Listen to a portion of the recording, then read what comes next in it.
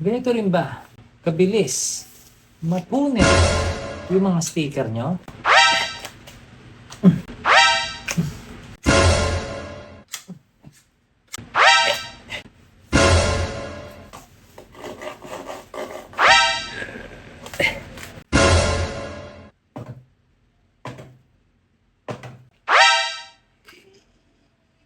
Di ata ito yun eh. Ito pala yung Derek oh. Grabe ka naman Derek. Pinahirapan mo ako dun ha. Ganito rin ba kabilis mapunit ang sticker nyo? Sa video kong ito ay sasabihin ko sa inyo ang sikreto kung ano nga ba yung pinakamatibay na vinyl sticker na ginagamit sa mga sticker label para sa inyong mga negosyo.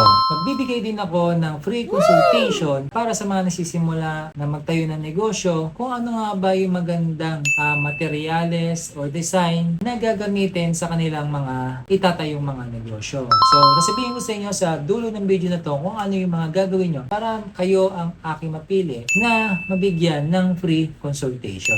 Kung ngayon pa lang tayo nagkita, ako nga pala si Marqueo Mesa. Isa akong negosyante na mayroong negosyong printing services na tumutulong sa mga nagsisimula at mayroong mga existing na negosyo para mapakilala kanilang brand sa pamamagitan ng advertising, printing services. Ngayon, alam ko sa inyo, especially sa mga nagsisimula at magtatayo ng mga sarili nyong mga negosyo at mayroong mga bagong produkto na gustong ibenta sa merkado ng inyong mga product, ay talagang alam ko na kailangan nyo ng mga ganitong klaseng mga sticker label na gagamitin sa inyong mga produkto. Ngayon, alam ko sa inyo na hindi nyo alam kung ano nga ba talaga yung mga dapat na ginagamit ng mga sticker label para sa inyong mga produkto. Kaya ngayon ay ibibigay ko sa inyo kung ano nga ba yung mga sample na mga sticker na available ngayon sa market na kung saan ay depende sa kung saang product nyo ididikit yung inyong mga labels at kung ano nga ba yung mga presyo nito at mga klase ng mga materials na ginagamit ng mga printing services na gumagawa ng mga sticker label.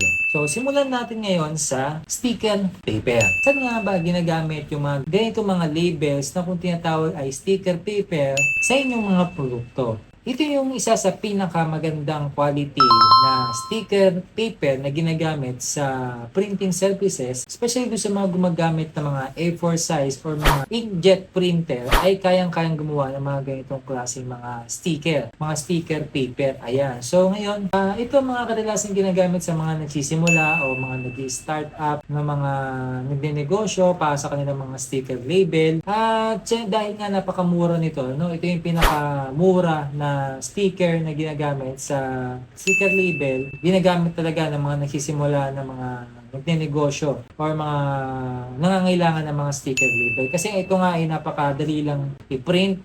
Kung meron ka mga printer na mga A4 size o mga inkjet printer sa bahay, ay kayang-kaya mong gumawa ng mga ganitong klaseng mga sticker paper. Ano nga ba yung mga advantage at disadvantage na kapag ito yung ginamit mo na sticker label para sa inyong mga business. So ngayon, dahil nga ay paper siya, ang unang disadvantage nito ay talagang mabilis siyang matanggal kapag nababasa siya. Although nakalagay dun sa mismo mga labels or sa mga packaging nila na waterproof siya, pero hindi pa rin siya masasabi talaga waterproof yung mismong printout, pero yung mismong sticker o yung materials dahil nga paper siya ay sinisikip pa rin niya talaga yung tubig. Pero hindi naman siya katulad ng mga papel na kapag yung mga ordinary paper na kapag nabasa talagang punit talaga or talagang nalulusaw. Pero ito naman ay di naman ganun kalala. Yun ang advantage sa kanya na kung saan ay kaya pa rin niya makipagsabayan sa mga waterproof na label, no? Pero ito yun yung pero kung sa mga frozen or sa mga madaling mag-moist mga product nyo, no, ay hindi ko to pwedeng ma-recommend sa inyo. Kadalasan to mga ginagamit sa mga dry goods or mga product na hindi madalas nababasa o yung mga panandalian lang na labels na ginagamit katulad ng mga take-out orders, diba? Ito yung mga magandang gamitin na mga labels at napakamura lang talaga. Disadvantage pa ng mga ganitong klaseng labels ay yung madali siyang mapunit, diba? Tulad nung kanina na pinakita ko sa inyo na madali lang talaga mapunit yung mga ganitong labels. Kung ididikit mo to sa mga product na katulad nito, kung saan ay pag dinikit mo to ay may maiiwan or masisira na yung mismong sticker kapag yung pinagtikitan natin ng sticker ay medyo rough na or medyo parang paper na rin ang texture, ay pwede na rin masira yung mismong sticker natin kapag mga ganitong klaseng labels yung ginamit natin sa ating mga product. Yun yung sa dalawa na pwede kong masabi talaga na disadvantage para sa mga ganitong klaseng sticker paper. Siyempre, kapag may disadvantage, siyempre may advantage din to, diba? Ang advantage naman nito ay talagang, ito yung pinakamadaling gawin. Kaya kahit kung meron ka mga printer sa bahay, ay kaya mo makapag-print ng mga ganitong klaseng sticker label dahil mga A4 size lang naman yung mga ganitong klaseng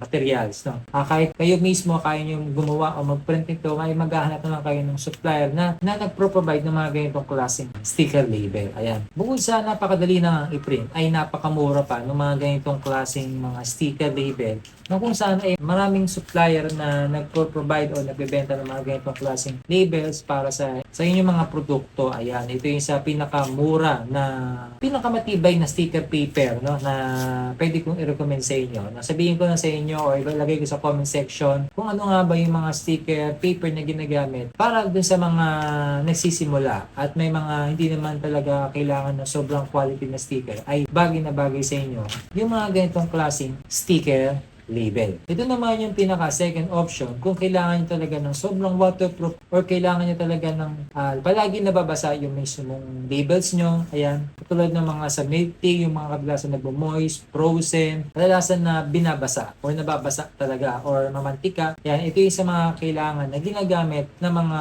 nagdenegosyo ay may mga product na mga na merong ganong klaseng produkto na kakailanganin ng mga ganitong klaseng labels, no? Ang tawag naman, ayun nga, ang vinyl sticker nga ang tawag dito dahil nga napaka waterproof talaga nito, no? Kahit mabasa ito ay hindi ho talaga to na bubura.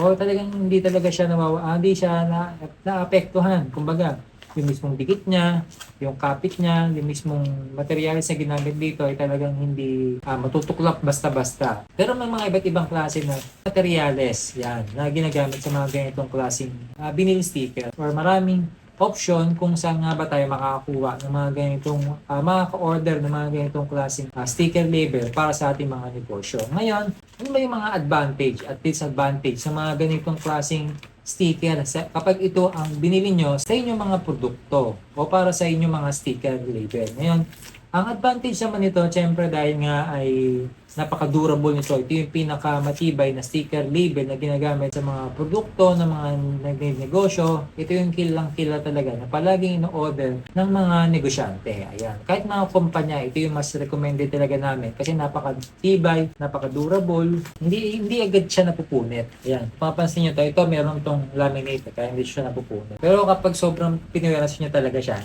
ayan, hindi siya talaga siya napibend lang siya.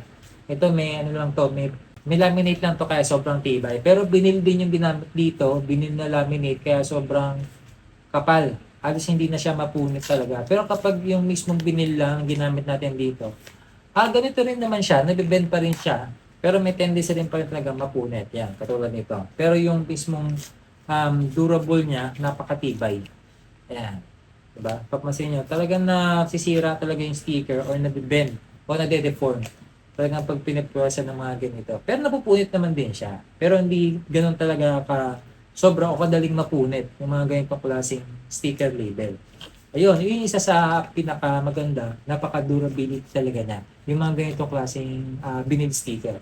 Siyempre, yung pangalawa, medyo high price. Pero depende pa rin talaga sa mga equipment or machine na ginagamit yung presyo ng ganitong klaseng vinyl.